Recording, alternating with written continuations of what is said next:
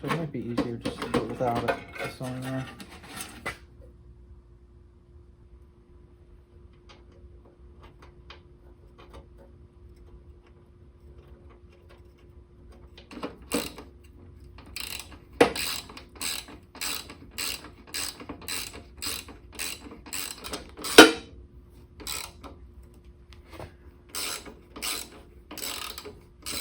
I think I got that wired up correctly. Wasn't able to find anything in the manual, but a little bit of Google, and I was able to find something. This wiring harness really isn't the biggest. It needs to be a little bit longer. I might actually have to lengthen it down here on this end. Okay, I think I got everything wired up correctly here. Got this wiring harness off of Amazon. It's a 6-volt system. Needs to be a little bit longer just because we're tight here and we're tight way over into here. I might have to lengthen it down here because technically this here is supposed to run through this clip and underneath of this whole thing and then on this rail. But it wasn't long enough without having these wires touching the exhaust manifold, and I don't like that. So what I might do is this one, this little black wire here is a 16 gauge. This one here is probably going to be like a 14 or a 12 maybe. So I might extend those out. I'll start on this end, route it down and around and see where we get to. So I got the key right here. It's good to go. I still need to tighten everything down. Nothing is tight. So what I'm going to do now is I need to add on the battery gauge so that I can make sure that it is actually charging. This is still going to be a 6-volt system. So battery gauge, I need 2 battery wires. One of them will go onto here and the other one is just a ground, but it's positive ground. Then after that, we get the battery. We're gonna throw this bad boy actually on the carburetor. I'll fill this thing with fuel upside down. It's all gravity anyway. And then send that piece through this steel line that I bought because these threads actually line up perfectly with that right there, or close enough. As you can see, those are lined up pretty good. Nothing's wiggling around and it didn't cross thread it or anything. So then this here will sit on there with a hose clamp. It'll all be gravity because when I bought this thing, there was no fuel tank. So to make sure that everything runs before I buy a fuel tank, we're gonna put that onto there. Once we do that, we should be able to turn the thing over and get it running. It's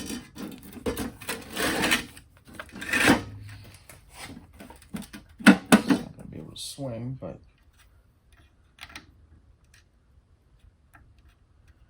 terminal size is good. Oop.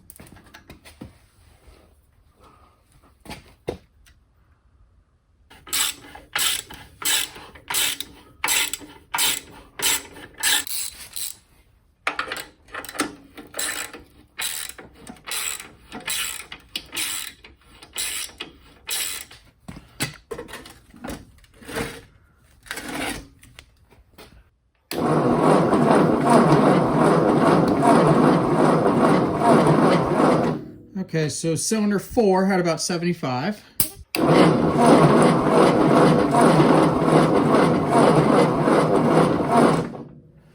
About 30 to 40. Cylinder 2.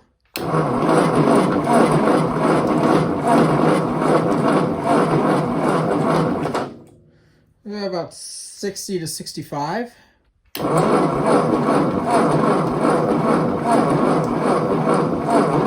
About 50.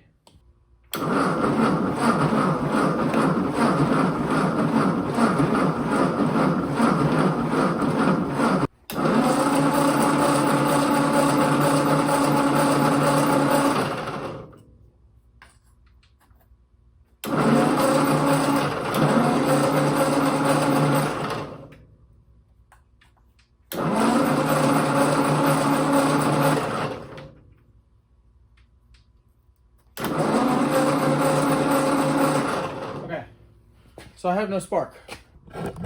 Okay, so got no spark. So that leads me to this here. So I'm gonna clean the points and condensers on everything.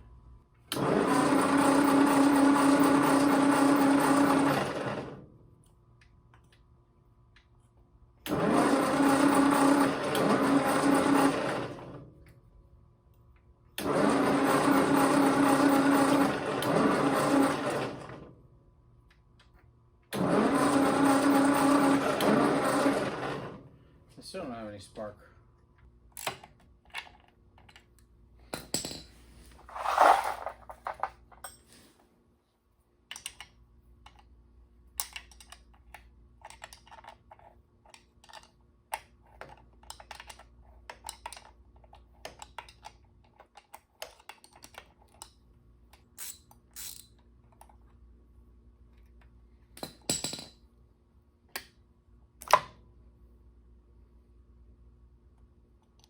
Okay, so maybe I just didn't clean it good enough, so I'm gonna clean up the points and shove it back in, and hopefully that works then. I also went ahead and poured a little bit of oil down in each one of these cylinders and redid a compression test. And what I came up with is that cylinder number 4 went up to 160, and cylinder 3 is 110, 125, and we're still at 65 with cylinder 1. Those are the increases that we had from dry versus wet.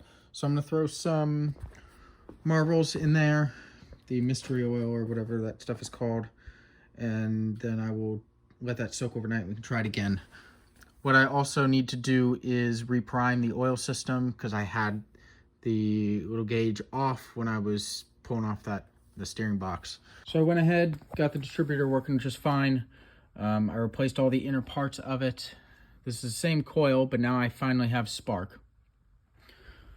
In the kit that I bought, I also got some new spark plugs, so those are on there. And now we have spark on all the cylinders. So let me go ahead and...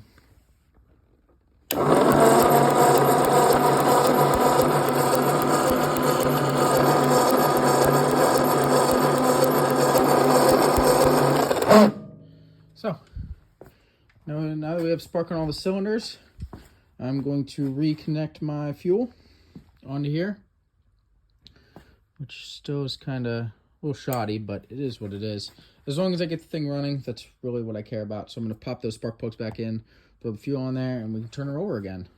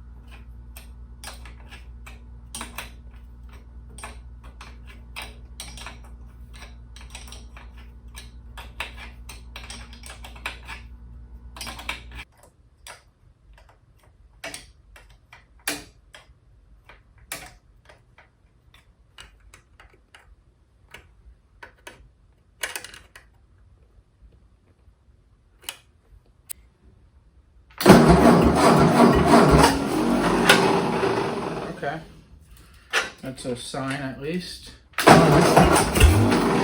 Okay, she wants to run. Woo!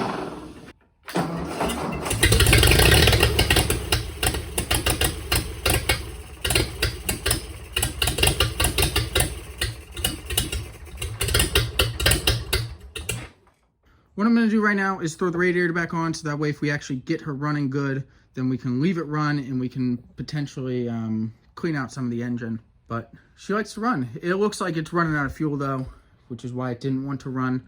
It's because I don't have another airflow up in here, so it's not allowing the fuel to actually go down the line because there's no air that's filling the bottle back in.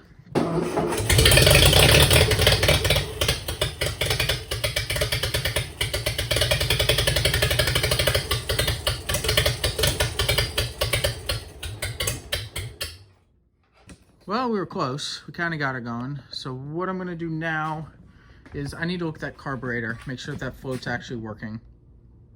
Then I will replace the water pump. What I could do is I could shove some ether down in there, maybe see if I can pop her over and get her running, but I think I flooded it.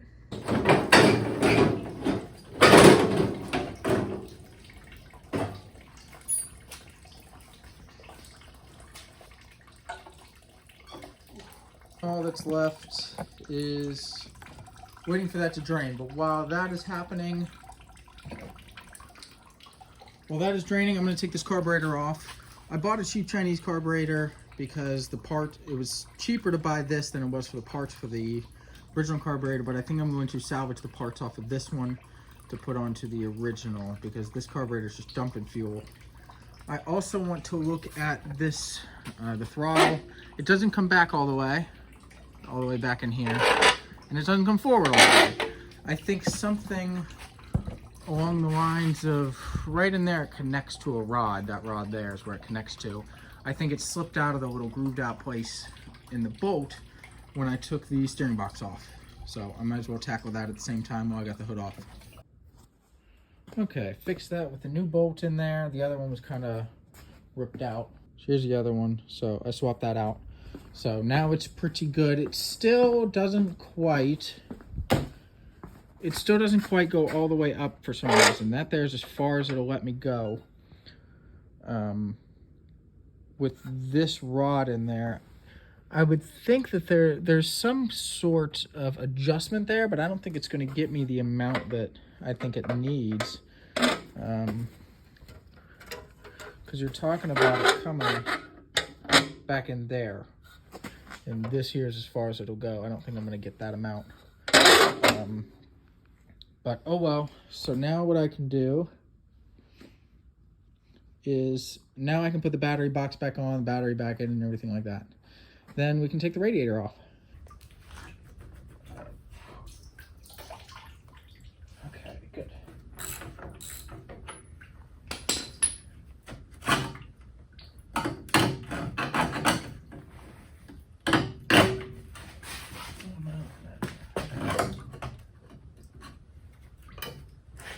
Well, we might as well just take the whole thing out.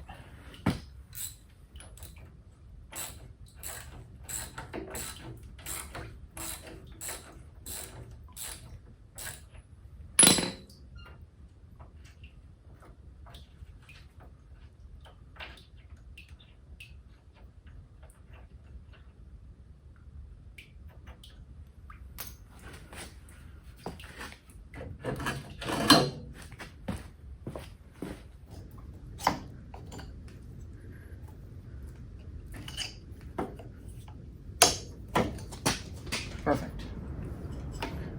Okay, if I have learned anything from working on stuff, I'm not going to take this old water pump out until I have the new one. It will help me better determine where bolts are and where everything is, so I can actually have a part in my hand and see this one. Okay, new water pump is in. All it took was 3 bolts. You have one there, and then one on the bottom. You don't have to take that one completely out. I just loosened it to get the plate to be aligned with all the bolts. Bolts back on, so now I get to throw the whole thing back together.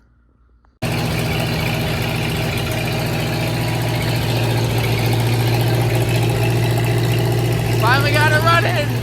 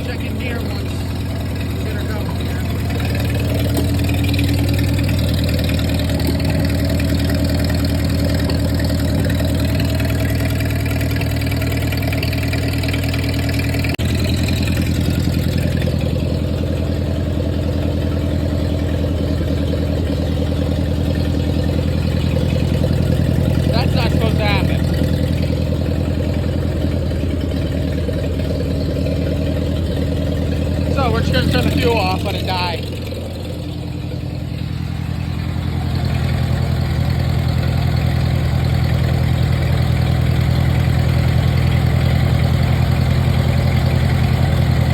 Fuel's off, it should die out then. It'll clean the carburetor a little bit.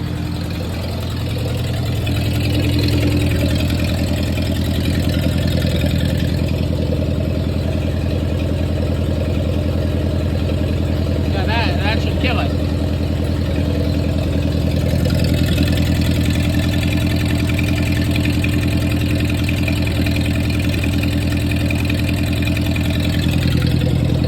Worst case, I'd have to disconnect the battery.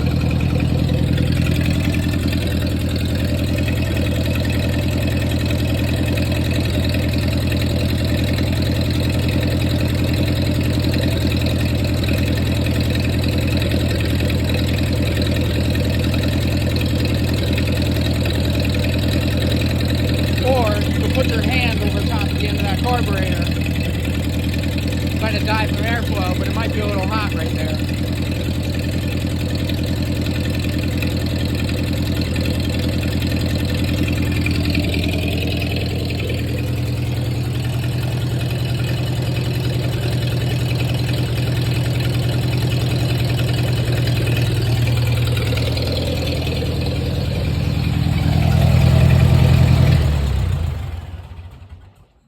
Okay, there we went. That went a lot better than I expected. For a minute, it wouldn't actually run until I threw some starter fluid in there and started right up. I had to take the old carburetor off, the Japanese one, take the parts out of it that I needed for this one, put them in this one, and then put this one back on, and it seems to be fine now. So we got it up to somewhat operating temperature. I think I can see the level in there, which means it hasn't gone down too much.